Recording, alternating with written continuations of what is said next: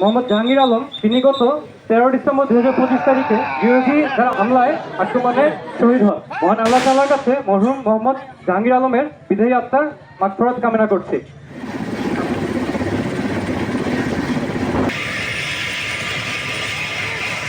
মোহাম্মদ জাহাঙ্গীর আলম কিশোরগঞ্জ জেলার পাকুন্দিয়া উপজেলার তারাকান্দি গ্রামের এক সম্ভ্রান্ত মুসলিম পরিবারে জন্মগ্রহণ করেন। তার পিতা হযরত আলী এবং তার মাতা মোসাম্মদ হালিমা খাতুন। তিনি তার পরিবারের 3 ভাইয়ের মধ্যে তার অবস্থান দ্বিতীয়। পারিবারিক জীবনে তিনি বিবাহিত ছিলেন। তার একটি পুত্র সন্তান রয়েছে। মরহুম মোহাম্মদ জাহাঙ্গীর আলম গত 1 অক্টোবর 2014 সালে বাংলাদেশ সেনাবাহিনীতে অসামরিক কর্মচারী হিসেবে যোগদান করেন। তিনি গত 13 ডিসেম্বর 2025 তারিখে বাংলাদেশ সময় 7:40 বিরোধী যারা হামলায় আক্রমণে শহীদ হন। ইন্না লিল্লাহি ওয়া ইন্না ইলাইহি রাজিউন। মহান আল্লাহ তাআলার কাছে মরহুম মোহাম্মদ জাহাঙ্গীর আলমের বিদায়ী আত্মার মাগফিরাত কামনা করছি। আপনারা জাহাঙ্গীরের জন্য দোয়া করবেন, আল্লাহ যেন জাহাঙ্গীরকে শহীদ হিসাবে কবুল করেন।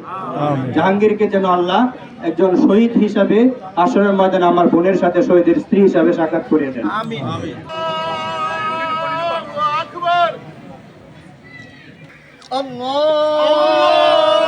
আল্লাহু আকবার। আসসালামু আলাইকুম ওয়া রাহমাতুল্লাহ।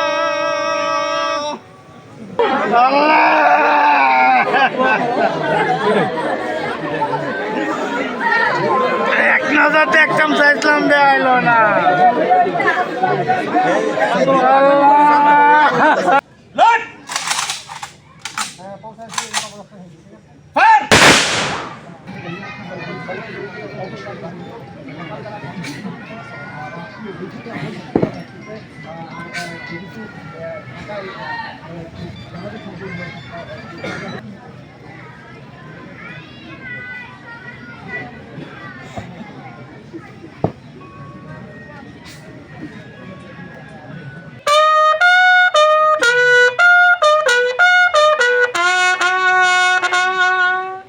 sallallahu ta'ala alayhi wa ala alihi wa ashabihi ajma'in.